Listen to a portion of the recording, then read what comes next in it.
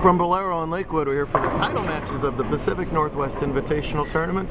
Both divisions have two bowlers with two losses playing each other in our triple elimination format, so these will be the title matches. In the Scratch Division, 5 seed Luke Jordan is looking to win his second career major tournament. He's taking on 9 seed Brian Monnette. And these are first frame shots right there, so Luke will be all square with Brian if he can convert that 4-pin.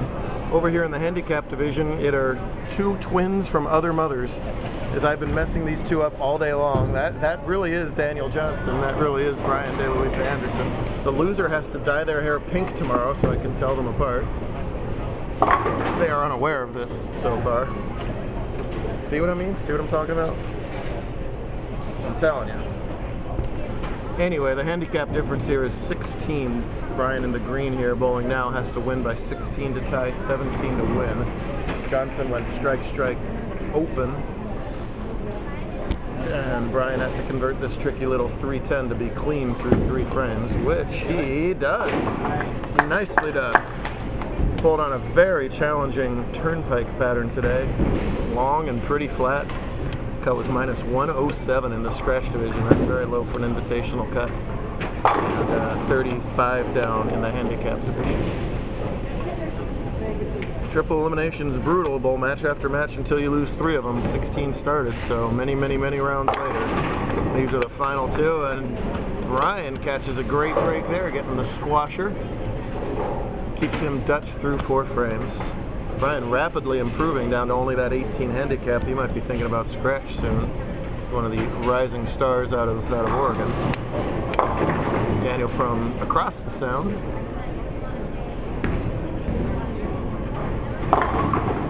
He tries the exact same squash hit, but leaves the 10th in there. Two guys are obviously getting some good coaching and rapidly improving. I know Daniel's part of a good high school team.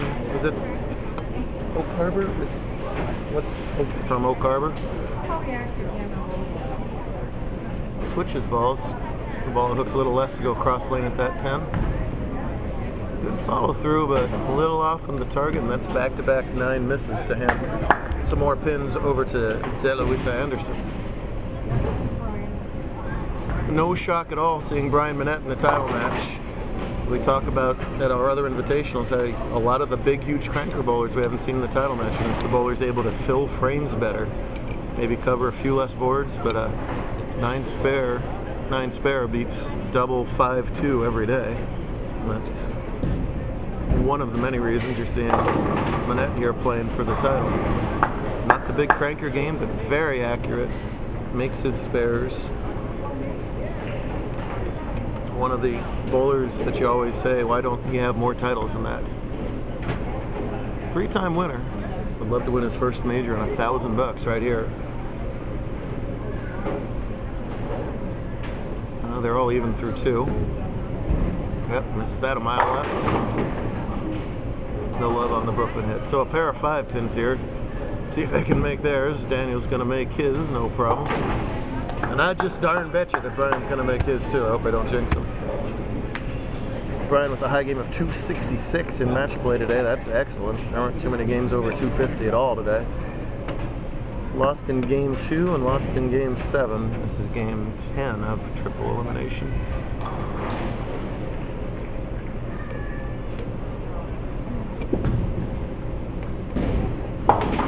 Like I told you.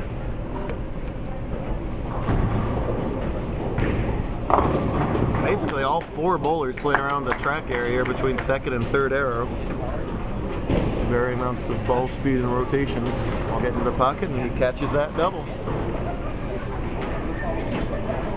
Brian, I know, has done good things in OJC this year, the Oregon Tour. In USBC competition as well. Luke won the Handicap Division Tournament of Champions down south many moons ago. That's why he's looking for major number 2, having his best performance of the season right here. One of his best. One earlier title this season. Super good result making the title match of a major. Getting by Ryan Nicholas twice, who looked like he was going to be hard to beat all day. Hansen, Monnette, was a win earlier to stay alive. Crevier Yates. However, the first open of the match belongs to Jordan. See how whiffs on that 6-9-10. Brian clean through 6 now with that double. Pretty good start. His mom explaining to him how to do it. I'm excited. You better be. You all better be excited. It's Daniel's parents. That's Mama and the rest of the fan club over there for the DeLuisa-Anderson group. See if Jordan can rebound off that open here in the 4th. Ah, perfect ball there. You got to avoid the opens, and you've got to recover from them when they do happen, and inevitably they will happen. Didn't quite get the full lift on that time, but he'll take 8 out of that. Trails in the match by 25, and he's only getting 16, so he's already evaporated his handicap advantage. Monnette leading by 13 with the spare one in his 4th. Gets the high flush hit to carry there. This is where it all began for Brian. He started bowling here at Bolero when he was just 5 years old. Center unfortunately closed a couple years ago and had to move up shop, but looky here, Bolero is back open and just as good as ever. That'd be a great feeling for Brian when word started to spread that it was going to reopen. Too many times you hear about places shutting up shop for good. Great to see 32 lanes back in play in the Seattle area. Would that happens a little more often.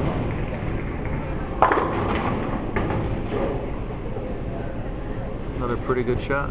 Just stuffs a 4-pin. Daniel spared that one too and throws a better ball here, and that time gets that 10-pin to carry out. 3rd strike of the match for him. First one since the 2nd frame comes there in the 7th.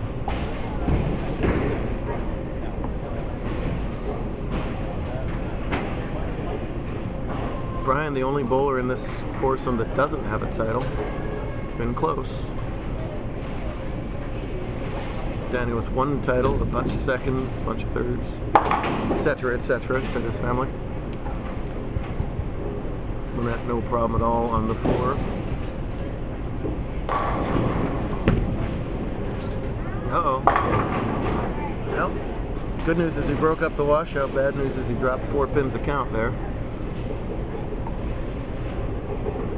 A lot better to have that than to have the 10-pin with it. Luke using a lot of side rotation. He's usually playing a little more hook than anybody else, standing a little further left.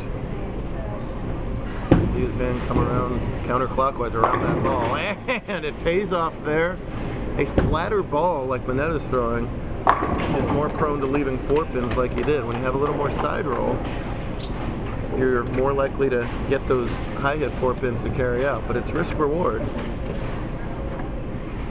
That time Jordan was rewarded. Catches the double and closes the gap a little bit. So now it's only 3 pins. We can take the lead. We can make it 3 in a row here in the 6th. Luke's brother John's going to be bowling tomorrow in the tournament of all-time champions. As of course will everybody here. Oh man! Pretty darn good shot to leave a ring down. Oh, and Brian will happily take that. Brian will be bowling tomorrow, just whether he'll be bowling in the champs or the non-champs. And he embarrassingly takes that Brooklyn. Acts like he wants to give it back. Baloney, take them. Those pins are too rude most of the time. You take every break you can get. Let's see how Luke approaches this 10-pin. Switches balls, dead hard and straight. That's how you do it. Nicely done again. Everything Brian Monnette does is stylish. He's got the black and pinkish purple going on. He's got the purple bowling, black and purple bowling ball. And I even noticed that there's black with purple trim on the fan that he's using. That is a of course, that is a well-coordinated young man. I know he's going to be so happy we're talking about his fashion sense on international web TV here. Right now he just wants to toss 10 in the pits. Breaks up the split. Down to a 3-pin game. No, and that's an unfortunate miss for Johnson there. It's a tricky cluster to begin with. trails now by 33, getting only 16 and only 2 frames remaining. So it behooves Johnson to, at the very least, stay clean the rest of the way. Wouldn't mind stringing a couple X's as well.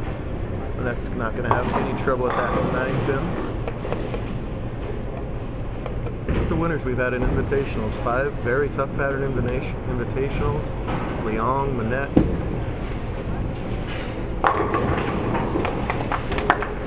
Yoder, the runner-up last week, he's more of a cranker, but he tends to play those tighter lines, keeping the ball in play. Great rebound strike from Johnson there to get that strike in the 9th to set up some potentials for him.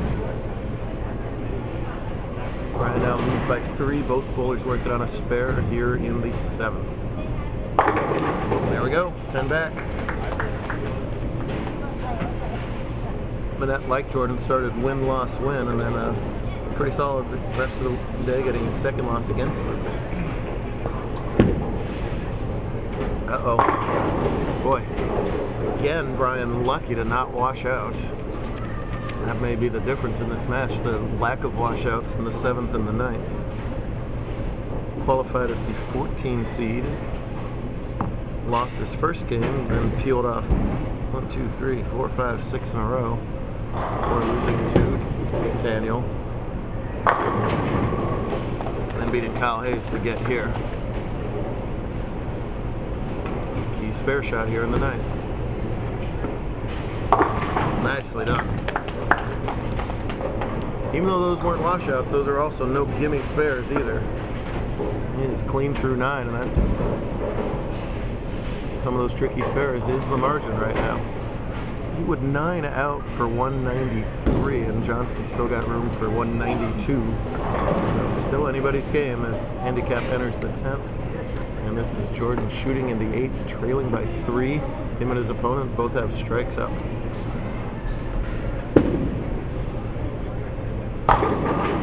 For the 2nd time in a row, the 10 pin is touched and will not topple over. DeLuisa-Anderson in the 10th. It's high. Boy, and for the 3rd time in the last 4 frames, averts catastrophe, and that one would have been huge. Breaking up the split, leaving only the 6-10.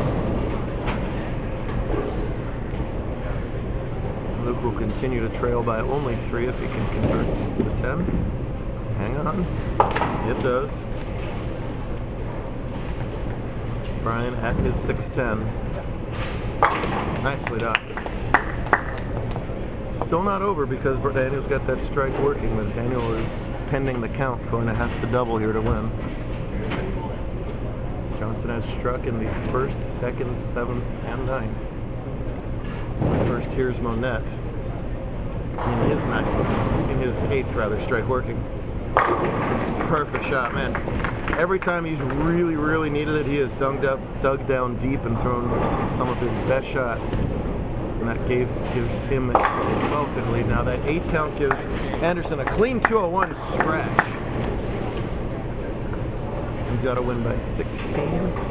That's a 184 that Johnson needs. In order to get there, he must strike on the next 2 balls and then just get a couple pins. Anything less than a double, DeLuisa-Anderson is the first-time champ. And that can really put the hurt on Jordan if he can strike here in the 9th. You better believe it, Matt. Picture perfect in frames 8 and 9. He's got Luke against the wall. Daniel has to strike here. On Brooklyn. Oh, can't get the Brooklyn roll into the 9-pin. Despite a great effort, it's not going to be enough. And Brian DeLuisa-Anderson, welcome to the winner's circle in a 4-digit way. Yeah! I am not leaving, my camera is not leaving this lady for the next couple minutes. I don't blame her one bit. That was awesome. You just won your first title and she's going to Disney World. Hey, hats off to Johnson though. He's hung tough all day long and he's going to get one more shot on camera to show up. Meanwhile, Jordan hung tough with a strike in the 9th. It is far from over there. Jordan can strike out for 215. Brian with 9 spare strike in the 10th for 217. So Luke really needs these next two, has to have this first one to have any chance.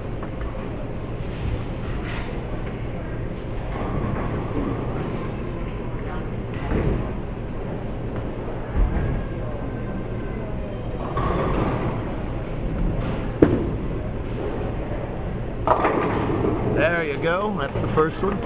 He said enough with those solid 10s, I'll just go light and shred the rack instead.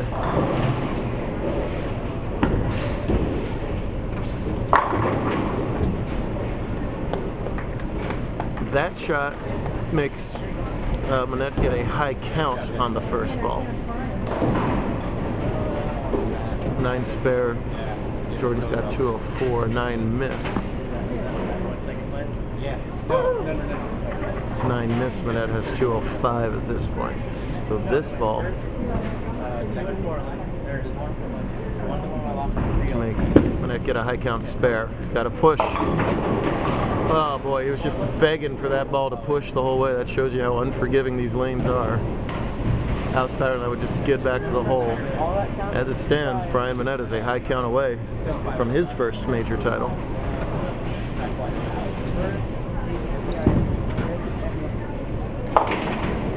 Talk about hanging tough, that was Jordan all day long. Brian just has to fill one more frame. When you need a high count mark, you don't think about the 8 or 9 you think about just one more strike, pretty please. Can't do it any better than that. Well, let's see if this kind of starts him off there. We always wonder, why don't you have more titles? There goes a major title, a 4th career overall. With a variety pack too. He's got a team title, all kinds of other things going on. Also, congrats to AJ Shock, who won the girls event today with the win over Elise Yates in the title match. That is a well-deserving champion right there. He who color coordinates the best wins bowls the best, right? Yes, he heard me that time. There you go. Hats off to all of our finalists. We'll have some fun tomorrow with our tournament of all-time champs and future champs to wrap up business here in the Northwest in season 19.